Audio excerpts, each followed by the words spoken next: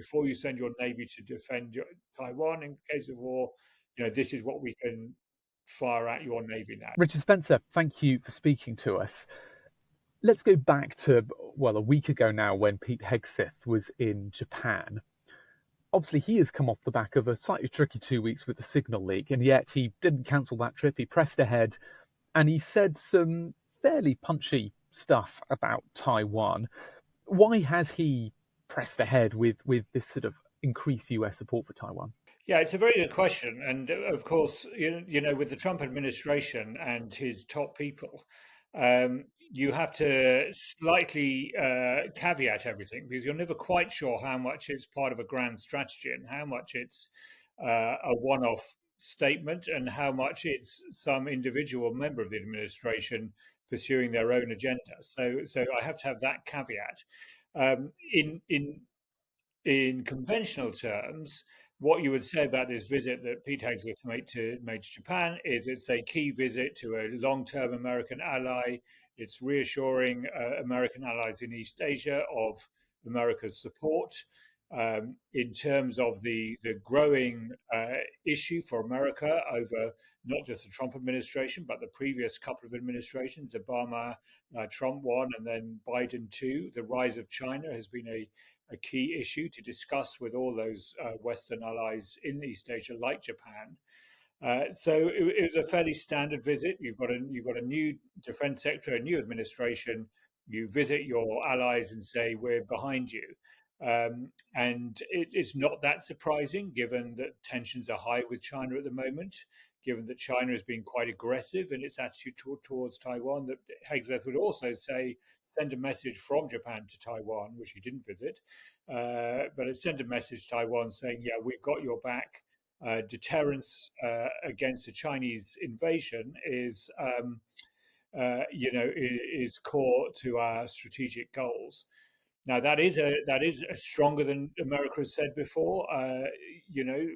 Up until a couple of years ago, America had a policy of strategic ambiguity, as it's called, towards Taiwan, never quite making it clear whether it would come to Taiwan's defense if it was attacked by China. Now that ambiguity was seen as strong enough to deter China, but also weak enough that Taiwan wouldn't do anything to provoke a Chinese invasion, like declaring formally independence from China.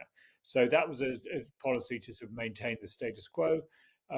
Not just Trump, but Biden believes that have believed with China rising, the status quo is no longer the status quo, if you like. That China is a bigger threat to Taiwan and to American interests in the Pacific more generally. So they have been gradually chipping away at that ambiguity. Biden hinted that he would formally abandon that policy and openly say America would defend Taiwan if it was attacked. And now Hegseth seems to be saying that pretty clearly. So that would be the standard view of Hegseth's visit to Japan, I think I'd say. And you mentioned at the start of your answer there that it's often hard to tell with the Trump administration what is an overarching policy, what is a strategy, what is an individual comment. How much of this do you think is down to Pete Hegseth and his views of China, or how much of it is reflecting a broader strategic decision by the Trump administration? Yeah, so that's the $1 million question. There is definitely different sort of axes within the Trump White House in terms of their foreign policy altogether, as we know. I mean, we know this from Britain's the message Britain has received, the European Union has received. His relations with Russia are never very clear. Trump himself has said that he regards Xi Jinping as a friend, as brilliant. Which doesn't sound like the words of someone who is gearing up for confrontation with China. Within the White House, within the MAGA universe, if you like, there, of course, is this very strong isolationist trend saying America shouldn't be defending any of these countries, whether it's Ukraine or Taiwan. It's none of America's business. America should be looking after its own interests. And if Asia wants to defend itself against China, that's up to it.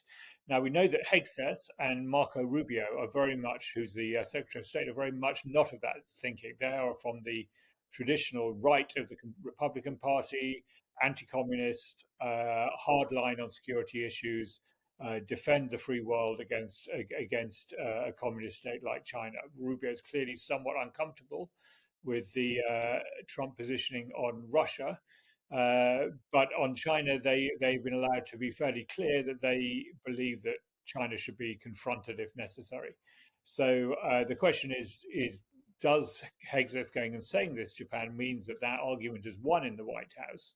That America will defend its allies in East Asia, will be strong behind that alliance, including defending even Taiwan against China. That will be the logical interpretation. But I say logic doesn't necessarily come into it. I suppose that's from a European perspective. America seems to be stepping back a bit from NATO, seems to be less willing to confront Russia with the idea of this pivot to China. As you've said, there is a tension there in what is Trump's America First agenda, which can feel quite isolationist from the outside. So, how much is that going to cause this tension between America First and this desire to defend Taiwan, which many Americans, as you've hinted at, would say, well, why are we going to war potentially over this relatively small island, miles and miles away from anywhere American? Yeah, I mean the point has generally been the principle, right? That America is the leading power in the Western alliance of free democracies. You all alliances stand together or they fall apart. I mean that was the principle that if you defend freedom in Taiwan, you're also defending it in Europe and vice versa. Indeed, Taiwan is very worried about the American position on Ukraine on the grounds that if America can say, yeah, we're right behind you, Ukraine, yeah, we'll help you as you defend yourself against Russia, and then suddenly decide it doesn't want to defend them against Russia anymore, Taiwan is saying, well, maybe that would also happen to us, and indeed so do other countries in East Asia. By the way, they're also saying, where does this leave us? Then you can also look at this in the light of tariffs, have also been the other issue dominating the week. But if, 3 days after Hegseth said that about Taiwan, Taiwan imposed 32% tariffs on Taiwan, um, which draws attention to another feature of why America cares about East Asia is because for the last 40 years it's built East Asia into its supply chains. All those world-beating American companies that we, we're so used to, we kind of forget how they've emerged so recently out of a very American uh, um, hegemonic engagement with the trading system, if you like. They're like Apple, like all the phone companies, the laptop companies, all the rest of it. They make they use parts made in Taiwan, like computer chips. And historically in South Korea and Japan as well, those parts they get shipped to China. They're assembled in giant factories in China, and then they're shipped around the world for sale in America, Europe, elsewhere. All our no longer, in fact, but most of our iPhones and Mac tops have been made in China. Now, America has started to move, the Apple has started to move production because of the rise of China, the threat of China, if you like, the threat that there will be a breakdown of relations. Um, America, Apple has moved production to other countries like Vietnam, but they're also being slapped with tariffs. So on the one hand, Hegseth saying, we're with you, East Asia, against China. On the other hand, all those countries that are most with America are now being slapped with tariffs to weaken them. So there's a contradiction there, and that contradiction is still obviously being played out. I'm going to give you the nightmare question of trying to look into Donald Trump's mind and say what he's thinking. But do you think that Donald Trump therefore sort of looks at Taiwan slightly differently, whereas Hegseth and Rubio and the China hawks in his administration see it as a geopolitical global security issue with China? Donald Trump sees it as an economic warfare problem, and Taiwan is part of the problem with China. Yeah. So um, Trump clearly does not try and create an overall strategy, and he's not a thoughtful politician the way that Obama was. So Barack Obama used to try to think and game all these issues through how they played into each other. And sometimes that was a weakness because, he would hinge whole rafts of American policy on, connections which perhaps at the end never actually came off. But Trump just says we're going to focus on this issue, we're going to focus on that issue, we're going to focus on that issue, and those are often all relating in Trump's mind to long held beliefs that he hasn't really tried to sort of work together. So yes, he regards China as a rival, to American power. America has to be first. Um, on the other hand, he also has had a long-standing belief in tariffs to prevent the outsourcing of American production, as we know, right back to the 1980s when Japan was the main sort of beneficiary of outsourcing, if you like.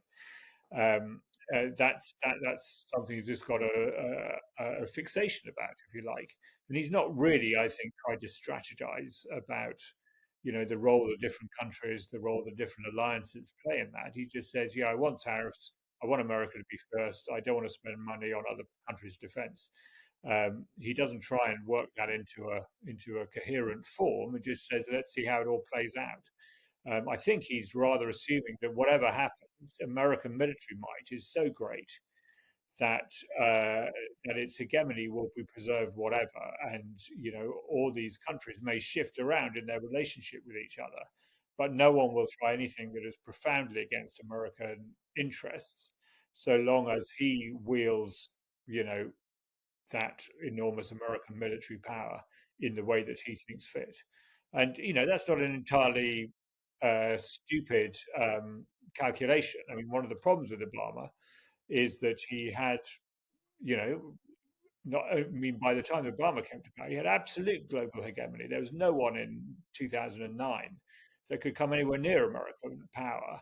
And yet he was very unwilling to behave as if America had this great power. So he was constantly negotiating with other countries who were constantly pushing to see whether he'd use that power, which he was very unwilling to do. And he had no real response to that game, if you like. Whereas Trump just says, "Yeah, I mean, you all can do whatever you like, but cross our line, cross my line, and I'll bomb you." Which is what he's done with the Houthis in Yemen, for example, and what he's threatening to do with Iran. Um, so in East Asia, we just don't know how that plays out. But he would say, well, nobody else knows how that's going to play out. So they've got to take that into account when they make their calculations as to what to do next. Two more questions, Richard. First, just talk us through the response from Beijing this week, both to the Hegseth comments about Taiwan, and then we should probably also talk about their response to the tariff announcement as well. Yeah, so what has happened is that China now regards itself as a challenger to American hegemonic power. So it is not going to take anything lying down anymore. So it used to have this policy until President Xi came in uh, of it was actually called hiding your light. There's a Chinese expression for it, which basically went back to Deng Xiaoping, so went back to sort of 1980. Don't throw out your weight around. Just do everything under the radar. Don't pretend to be challenging America. There was even a time 20 years ago under Hu Jintao, who was Xi Jinping's leader, predecessor's leader. He came in. He banned state media from talking about the rise of China. They had to refer to the peaceful development of China. He thought even the word rise was too provocative for America. Xi Jinping's come in and changed all that. He says, we are now a major power. Our interests cannot be challenged without a response from us. So we've seen that on two fronts this week. So um, more aggressive response to China from America, including over Taiwan. He's had two major military exercises around Taiwan now in the last month, which is a definite sort of upping of the ante. And this week's were incredibly aggressive. Uh, they were aggressive because they included, using an aircraft carrier group around Taiwan, multiple incursions into what Taiwan regards as its airspace. Of course, China regards Taiwan as part of China, so they say it's airspace. But they had live firing drills off the coast further south as well. Now, what was really different about it was the propaganda messaging around it. Rather than just saying as countries do, we're just doing standard military exercises, testing preparedness. They actually, in their propaganda around it, said, this is aimed at Taiwan. They had images showing individual um, you know, things that these drills were supposed to achieve in a putative invasion of Taiwan. So they had mocked up animations of explosions above Taiwanese cities. They said of other aspects of it, this is about preparing, for particular operations that would be involved in attacking Taiwan. They said of the live fire drills, these live fire drills can cover Taiwan. These are testing medium range missiles from the Chinese mainland, which could basically blitz Taiwan completely within hours of war being declared. So these were very, very targeted exercises with a very targeted propaganda message and saying, you be careful of Taiwan. But they also, for example, showed off in these exercises in the state media imagery of it, in the TV coverage. They showed for the first time a newly developed hypersonic anti-ship missile. Now that's saying right to America, before you send your navy to defend Taiwan in case of war, this is what we can fire at your navy now. That was a missile that only came out last year, and it's been shown off already to say this is what we can target at you, America. So very tough response there. And on tariffs, as we've just seen, of course, China was the main single target of those tariffs. With now it has 54% additional extra tariffs from last year, and it is hit back immediately with retaliatory tariffs of its own. It's already the Trump tariffs came in two stages. They announced 20% tariffs. Trump announced 20% tariffs last month, and then an additional 34% tariffs this week. Beijing had already responded to that first round of tariffs with tariffs on American agricultural imports. This time they did a straight 34% tariff on all imports from America. So a very clear response from China to America. So whatever you do, we will reply to. We're no longer going to try and go along with your hegemony, as they would put it. And just finally, on the issue of Taiwan and what Hegseth has said about it over the weekend, how far do you think America is willing to go on Taiwan? Well, this is a very good question. So, I mean, there are some things that are fairly clear about this, and that Trump doesn't seem to have changed one way or the other. For example, um, he hasn't changed the fact that Taiwan is regarded as an American ally. He hasn't changed the fact uh, that they look on Taiwan favorably generally. On the other hand, they have not changed the posture in an anti-Chinese way in very key aspects. So they have not abandoned their commitment to the one China policy. This is part of this strategic ambiguity, was that it supports Taiwan as a self-governing entity, but it does not recognize Taiwan independence. America, it does not. It does accept that Taiwan is legally part of China, while supporting its self-governing status. So it hasn't changed that, nor has it changed the fact that implicitly um, it would not come to the aid of Taiwan if Taiwan unilaterally declared independence. If Taiwan said, well, we're just going to declare independence and see what China does, the assumption has been that that would be a deal breaker for America, and America would have to be consulted before Taiwan provoked China into that step. China has always said that it would invade if Taiwan declared independence. So that hasn't changed. Uh, what possibly has changed is this greater clarity about whether America would defend Taiwan. And I think the assumption has to be that if China made an unprovoked attack on Taiwan, America would have to defend Taiwan, because otherwise trust will be broken in American leadership. You could say that trust is already being broken in American leadership, but in strategic terms, we are all in the Western world, in the free world, if you like, in the democratic world, but whether it's in Europe or in East Asia, part of that alliance. And if America just unilaterally says, well, you may have all thought we were going to defend by Taiwan, but you know what, we're not going to, I think it's generally accepted that would kind of be the end of trust in America as a strategic leader. So that is the assumption. I think it's the assumption that China has as well, by the way, that America would defend Taiwan. But there is a bit of testing going on. Xi Jinping would love nothing more than for a weakness to appear in that.